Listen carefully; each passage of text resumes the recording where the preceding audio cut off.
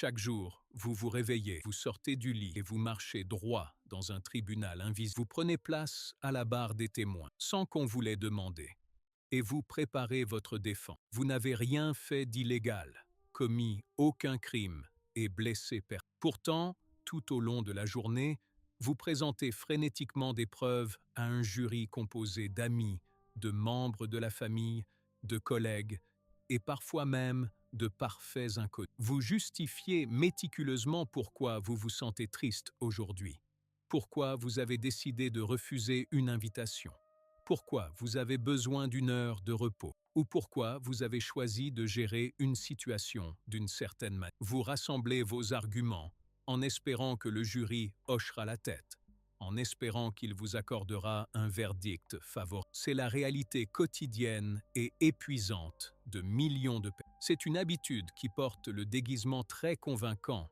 de la politesse, de l'empathie et de l'élégance sociale. Nous nous disons que le fait d'expliquer constamment nos motivations n'est qu'une façon d'être prévenant envers les autres. Mais sous ce masque socialement acceptable se cache une réalité psychologique beaucoup plus sombre et troublante. Cette compulsion incessante à vous justifier n'est pas de la gentillesse, c'est une forme sophistiquée de soumission, supplique silencieuse et désespérée pour obtenir la permission. Carl Gustav Jung, l'une des figures les plus profondes de la psychologie analytique, avait parfaitement cerné ce comportement. Il avait compris que la tentative désespérée de convaincre les autres de qui vous êtes et de pourquoi vous agissez d'une certaine manière est un symptôme flagrant de négligence. Lorsque vous montez un dossier juridique pour défendre vos propres émotions, vous dites essentiellement à l'autre personne que votre expérience intérieure n'a aucune valeur à moins qu'elle ne la prouve. Vous lui remettez le marteau du jeu. Vous faites de sa compréhension la condition absolue de votre tranquillité d'esprit. Avec le temps, cela se transforme en une prison invisible. Vous devenez entièrement dépendant de la validation externe juste pour affirmer votre propre réalité. S'ils comprennent, vous êtes en sécurité. S'ils vous remettent en question, vous sombrez dans l'anxiété. Vous vivez dans un état constant de préparation au jugement, essayant de contrôler la façon dont les autres vous perçoivent afin de garantir votre sécurité émotionnelle. Mais le prix que vous payez pour cette sécurité artificielle est astronomique. Vous sacrifiez votre autonomie psychologique. Vous n'agissez plus par conviction. Vous agissez pour éviter d'être mal compris. Vous cessez de vivre comme l'auteur de votre propre vie et devenez un simple personnage de quelqu'un, ajustant constamment votre scénario pour satisfaire le public. Pour vous libérer de cette performance épuisante, nous devons d'abord examiner comment nous avons fini par nous retrouver à la barre des témoins en premier lieu. La compulsion à justifier le moindre de vos gestes n'apparaît pas de nulle part. C'est un mécanisme de survie acquis, souvent profondément enraciné dans les premières années de la vie. Pensez au fonctionnement d'un thermostat physique dans une maison. Il lit la température de la pièce et s'ajuste en conséquence. Dans une éducation psychologiquement saine, on permet à un enfant de développer son propre thermostat émotionnel interne. S'il a froid, s'il se sent triste, c'est qu'il est triste. Mais dans un environnement marqué par l'invalidation émotionnelle, les adultes présents dans la pièce écrasent constamment les relevés internes de l'enfant. Lorsque l'enfant exprime de la tristesse, on lui dit qu'il fait du drame. Lorsqu'il montre de la colère, il est puni pour être irrespectueux. Lorsqu'il crie de peur, il se heurte au mépris, à l'ironie ou à une logique méprisante. Le parent insiste sur le fait qu'il fait chaud, même si l'enfant frissonne. Cela crée un état profond de confusion et de terreur dans la psyché de l'enfant. Il apprend très vite que sa jauge interne est cassée. Il intériorise un message brutal et silencieux. Ce que je ressens est fondamentalement faux.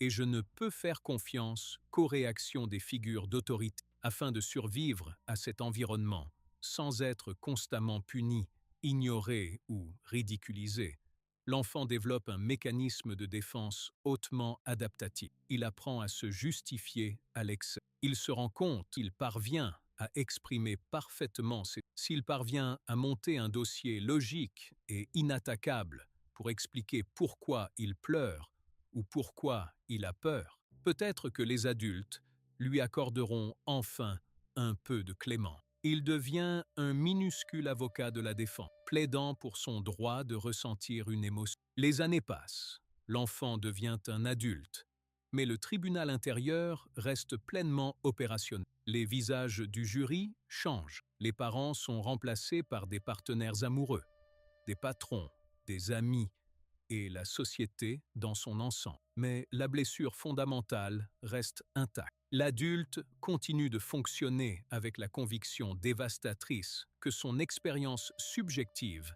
est invalide jusqu'à preuve du contraire. Il a complètement perdu son autorité intérieure. L'estime de soi n'est plus quelque chose de généré de l'intérieur. C'est quelque chose que l'on grappille dans le reflet des yeux des autres. C'est pourquoi la compulsion à s'expliquer est si puissante et si totalement inconsciente. La personne piégée dans ce cycle n'a généralement aucune idée de ce qu'elle fait. Elle pense simplement être communicative. Elle ne se rend pas compte que derrière chaque message texte justifié à outrance, derrière chaque justification frénétique pour établir une limite, se cache l'enfant terrifié, essayant désespérément d'éviter l'abandon.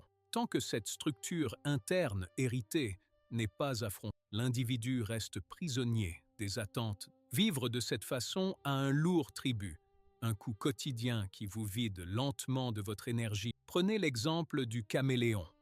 Un caméléon change de couleur pour se fondre dans son environnement, pour se cacher des prédateurs, pour survivre. C'est un mécanisme brillant pour la survie. Mais si un caméléon ne cesse jamais de changer de couleur, s'il modifie sa teinte pour chaque feuille et chaque branche, il finit par oublier sa peau d'origine. Dans notre vie quotidienne, nous payons un impôt de caméléon similaire chaque fois que nous abandonnons notre vérité pour nous rendre plus acceptables aux yeux des personnes qui nous entourent. Cette trahison intérieure est rarement explosive. Elle ne ressemble pas à un effondrement dramatique. Elle est silencieuse, subtile et incroyablement ainsi. Elle se produit lorsque vous vous forcez à rire à une blague que vous trouvez offensante, simplement pour préserver la paix. Elle se produit lorsque vous acceptez de prendre du travail supplémentaire, en disant « oui » alors que tout votre corps hurle « non », simplement parce que vous ne voulez pas être perçu comme paresseux ou inutile. Elle se produit lorsque vous ressentez une tristesse profonde et écrasante, mais que vous la déguisez en simple fatigue pour ne pas être un fardeau. Elle se produit lorsque vous ressentez une colère authentique et justifiée, mais que vous la ravalez et présentez un masque de froide rationalité parce que vous êtes terrifié à l'idée d'être étiqueté comme trop sensible, instable. À chaque petite concession faite au nom du maintien de la paix, un morceau de votre âme s'effrite. Jung a averti que ce type spécifique de fragmentation interne est le principal terreau des névroses modernes. Lorsque votre ego conscient se déconnecte complètement de votre vrai moi pour répondre aux exigences du monde extérieur, la psyché commence à se fracturer. Les symptômes de cette fracture, une anxiété chronique et diffuse, un sentiment persistant, une incapacité paralysante à prendre ne serait-ce que des décisions simples sans consulter 5 personnes différentes. Le sentiment profond et persistant que vous êtes un imposteur dans votre propre. Ces symptômes ne sont pas des bugs aléatoires dans votre. Ils sont le son de votre psyché qui hurle pour être entendu après des décennies forcées. La société, malheureusement, récompense cet abandon de soi. Les personnes qui sont très adaptables ne causent jamais de friction, qui s'expliquent à l'excès et se plient à temps 4 pour accommoder tout le monde, sont fréquemment félicitées pour leur caractère facile à vivre. Mais derrière cette façade facile à vivre se cache généralement une personne qui a totalement épuisé ses réserves émotionnelles. Elle est épuisée de gérer les perceptions. Elle a passé tellement de temps à peaufiner une version éditée de sa vérité qu'elle a entièrement perdu l'accès aux images. Si nous voulons briser ce cycle, nous devons d'abord aborder un point de friction très courant. Quand les gens entendent qu'ils doivent arrêter de se justifier, Il réagit souvent avec réticence. Il demande si arrêter les explications signifie devenir impoli, froid ou complètement fermé. Ils confondent la justification compulsive avec une connexion humaine saine. Nous devons tracer une ligne très claire et impénétrable entre communiquer et convaincre. Ce sont deux actions psychologiques totalement différentes, bien qu'elles utilisent souvent exactement les mêmes mots. Communiquer, c'est l'acte de partager votre monde intérieur pour construire un pont de connexion avec un autre être humain. Cela ne nécessite absolument aucune permission, une offrande. Vous affirmez votre réalité simplement, clairement, et sans être sur la défensive. Convaincre, en revanche, c'est partager votre monde intérieur pour monter un dossier d'avocat de la défense. Cela exige que l'autre personne soit d'accord avec vous pour que vous vous sentiez en sécurité. Lorsque vous communiquez, vous vous tenez sur un sol ferme. Lorsque vous convainquez, vous faites du surplace dans l'eau en priant pour que l'autre personne vous lance une bouée de sauvetage. Vous pouvez ressentir la différence dans votre corps physique. Lorsque vous communiquez, votre posture est détendue, votre respiration est régulière. Si l'autre personne vous comprend mal, vous pourriez ressentir un bref éclair de frustration. Mais cela ne gâche pas votre... Vous savez que votre vérité reste intacte, indépendamment de sa compréhension. Mais lorsque vous convainquez, votre corps est tendu, votre poitrine est oppressée, votre mâchoire est crispée. Vous parlez plus vite, empilant les mots les uns sur les autres, cherchant désespérément sur le visage de l'autre un signe d'approbation. S'il vous comprend mal ou rejette votre prémisse, vous ressentez une vague de panique. Vous ressentez le besoin immédiat d'essayer un autre angle. De mieux, prenons un scénario pratique de la vie quotidienne. Vous êtes invité à une réunion sociale, mais vous êtes complètement épuisé et avez besoin d'une soirée seule.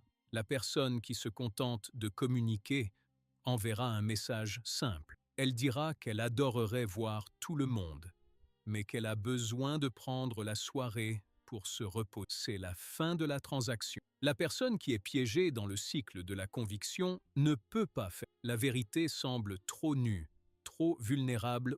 Alors, elle s'invente une migraine. Elle écrit un paragraphe massif détaillant comment sa tête palpite depuis midi, comment elle a passé une semaine terrible, combien elle se sent mal de rater, et elle implore le pardon.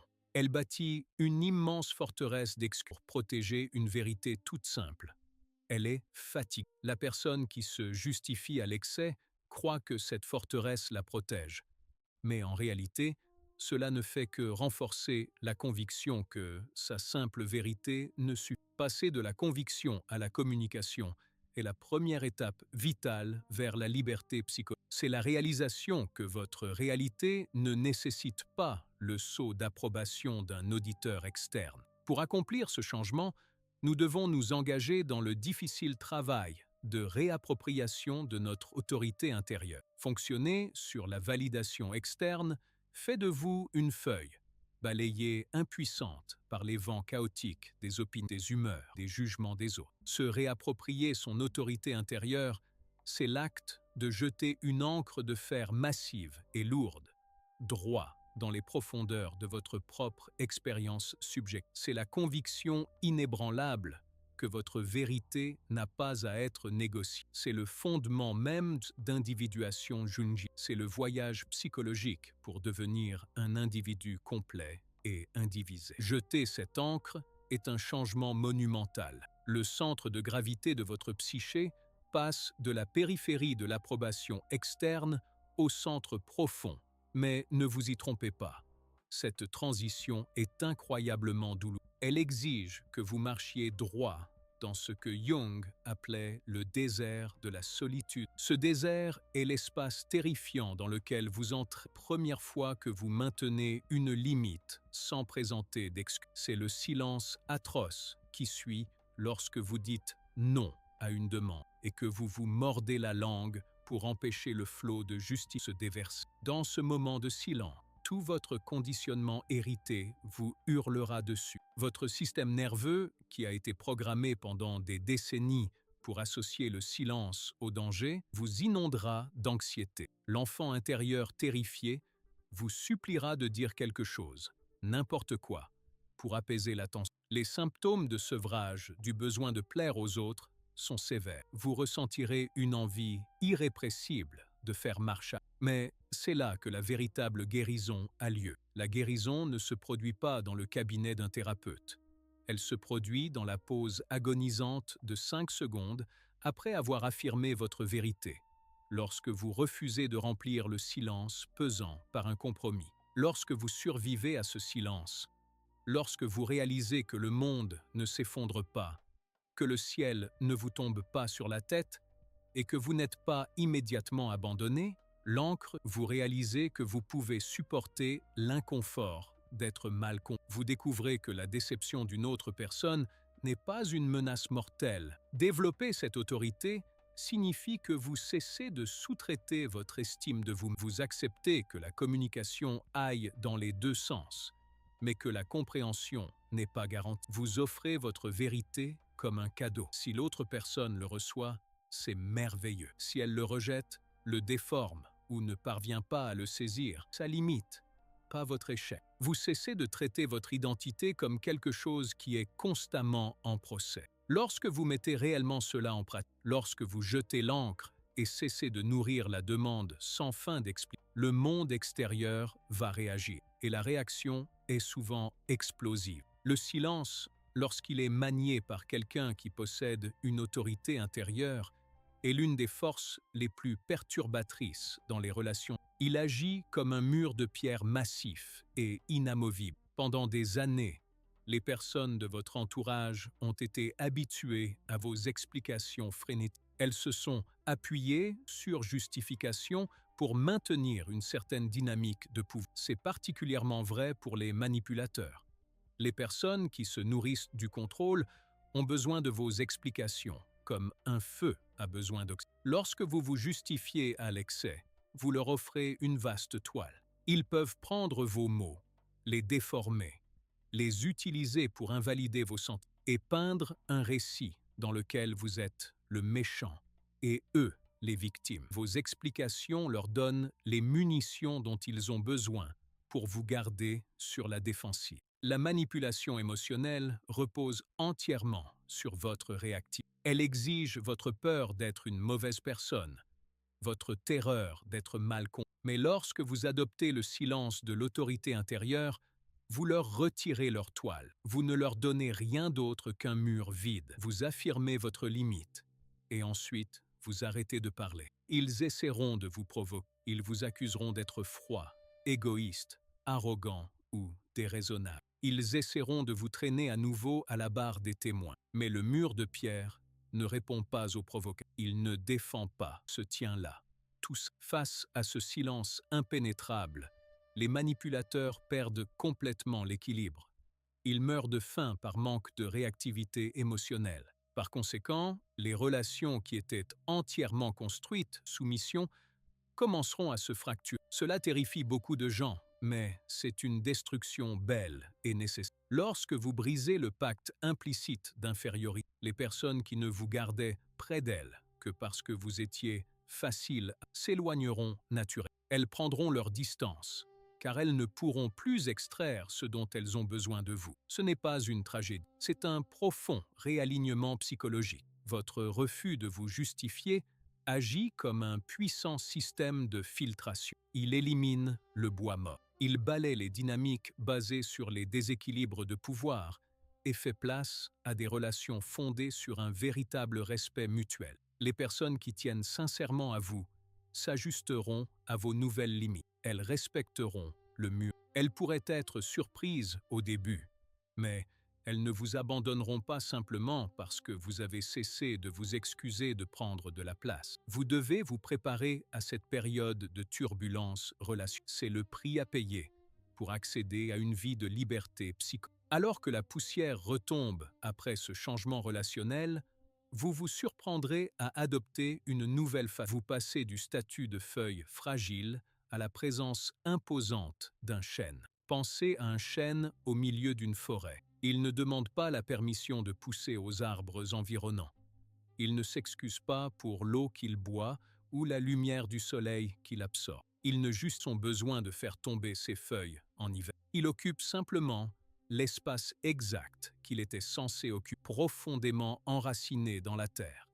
Assumant pleinement son existence, la moindre c'est l'état ultime de l'intégrité psychique. C'est le point où vous ne fragmentez plus votre personnalité pour maintenir. Vous arrêtez de cacher vos aspérités. Vous arrêtez de vous limer pour rentrer dans les boîtes exiguës et inconfortables que les autres ont construites pour vous. Vous devenez entier. L'énergie que vous projetez dans une pièce change du tout au tout. La personne qui s'explique constamment émet une fréquence de doute. Elle entre dans une pièce et son langage corporel hurle des excuses. Mais la personne intégrée, le chêne, entre dans une pièce et existe, tout simplement. Elle ne mendie pas de l'espace, elle l'impose naturellement. Cette cohérence interne possède une attraction magnétique, presque gravitationnelle. Sans prononcer un seul mot de justification, vous commencez à modifier la dynamique de chaque environnement dans lequel vous pénétrez. Les gens détectent inconsciemment cette intégrité. Nous sommes des animaux hautement réceptifs. Nous savons exactement quand quelqu'un cherche désespérément notre approbation. Et nous savons exactement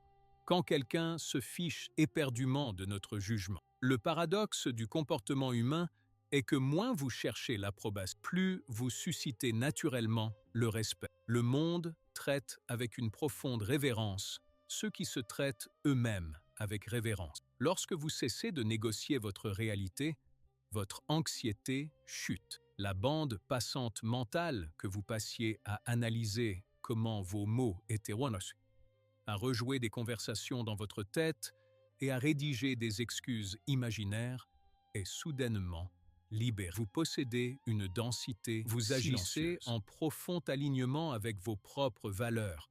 Plutôt que de réagir par insécurité, vous faites confiance à vos propres instincts. Si une situation vous semble mauvaise, vous vous en éloignez.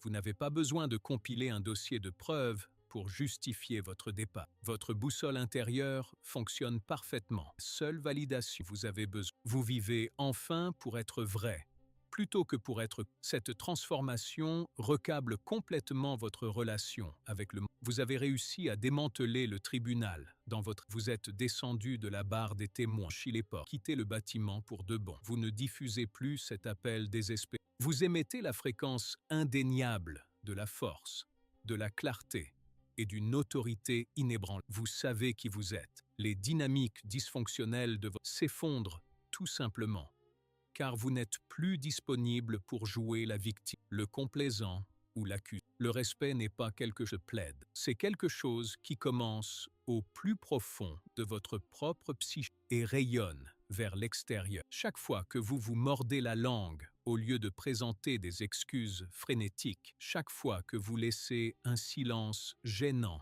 planer dans l'air au lieu de le remplir avec une justice, vous coulez du béton dans vos fonds. Vous prenez la place qui vous revient dans. Vous prouvez à votre enfant intérieur que les adultes ont enfin quitté la pièce et que le thermostat vous appartient. Le voyage vers l'individuation exige un courage immense, mais la récompense est une souveraineté psychologique absolue. Il est temps de jeter l'ancre. Il est temps de laisser tomber les fausses relations. Il est temps de se tenir debout comme le. Descendez de la barre des témoins aujourd'hui et revendiquez votre droit d'exister sans explication. Regardez à l'intérieur de vous et prenez vos responsabilités dès maintenant. Laissez un commentaire et indiquez l'explication unique, la justification récurrente que vous bannissez définitivement de votre vocabulaire. Revendiquez votre. Si ce message a confronté vos schémas ou vous a donné les outils pour reconstruire vos limites,